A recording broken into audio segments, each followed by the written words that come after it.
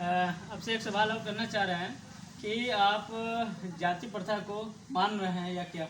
नहीं, जाति प्रथा के खिलाफ है हम। जाति प्रथा एक समाज के लिए नासूर की बीमारी है।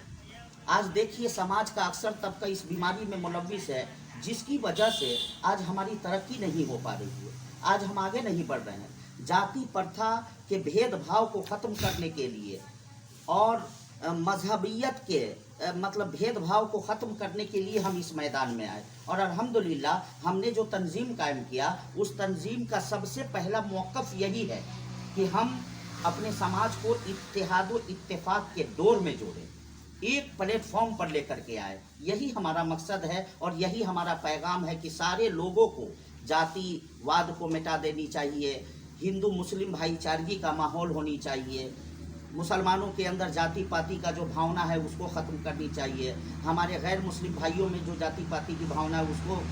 आपके बाद चुनाव लड़ने जा रहे हैं पंचायत परसा से। आपका हमारे चैनल में बहुत बहुत स्वागत है। बहुत बहुत शुक्रिया निज़ाम साहब, मैं आपका शुक्रगुजार हूँ और आपके चैनल का भी कि आपने हमें इस खिदमत का मौका इनायत फरमाया। चलिए, लोगों का ये कहना है कि आप एक मौलाना हैं और राजनीतिक में आने का आपका मेन उद्देश्य क्या है, आपका मुख्य कारण क्या है, किस कारण का लेकर आप जो है पंचायत इसमें चुनाव में आपकी बार आ रहे हैं? मैं एक आम मौलवी था और हूँ। मैं मदरसा चलाता था, बच्चों को पढ़ाना, मदरसा चलवाना, यही मेरा काम था। सियासत के अंदर मेरा आने का जो सबसे अहम सबब बना वो ये कि हमने देखा कि सियासत के अंदर जो है नाअहल किस्म के लोग बहुत कसीर तादाद में दाखिल हो चुके हैं और ये सियासत का माना होता है हिकमत अमली। जिसके अंदर तालीम नहीं है वो क्या हिकमत अमली से आवाम की खिदमत करेगा। इसलिए हम एक पैगाम देना चाहते हैं लोगों को कि तालीम याफ्ता तबके के लोगों को इस मैदान में आना होगा, तब भी जा कर के लोगों की सही ढंग से जो है खिदमत हो पाएंगे और लोगों को सही रास्ते पर ला सकेंगे। चलिए, सुनने में आ रहा है कि आपकी जो माली हालात है वो बहुत बिगड़ी हुई है, ठीक ठाक न है और पंचायती चुनाव में आप जान रहे हैं कि अक्सर लोग जो है पैसे को बदौलत अपना वोट खरीदते हैं और जीतते हैं।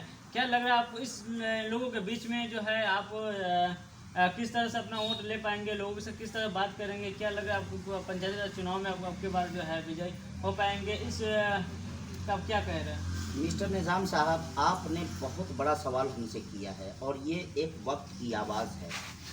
वाकई में ये सवाल, इसका बहुत ही बेहतरीन जवाब होनी चाहिए। आज जो चुनाव का माहौल हो चुका है ये पैसे का खेल हो चुका है।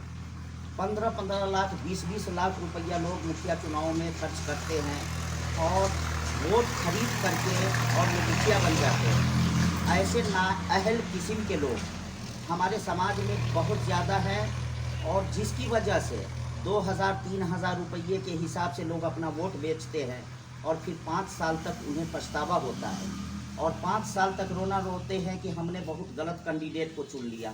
आखिर इसमें कसूर तो आपका खुद है कि आपने एक नाअहल किस्म के लोगों को पैसा की बुनियाद पर आपने जिता दिया। आप अपने वोट का सौदा नहीं, आप अपने ज़मीर का सौदा कर रहे हैं।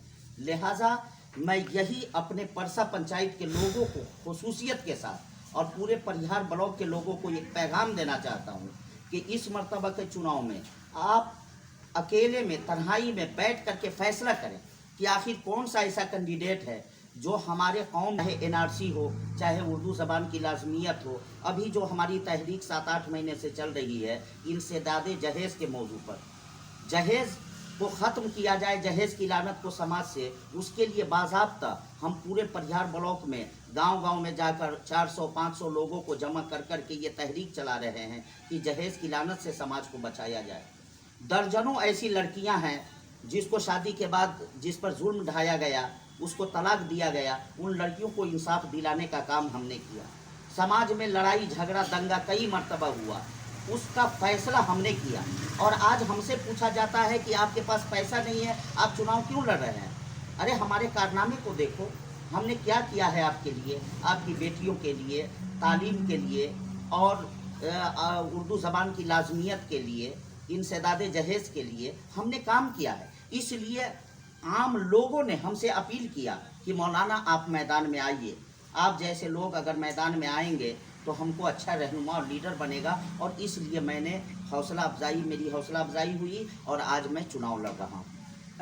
आपसे एक सवाल और करना चाह रहे हैं कि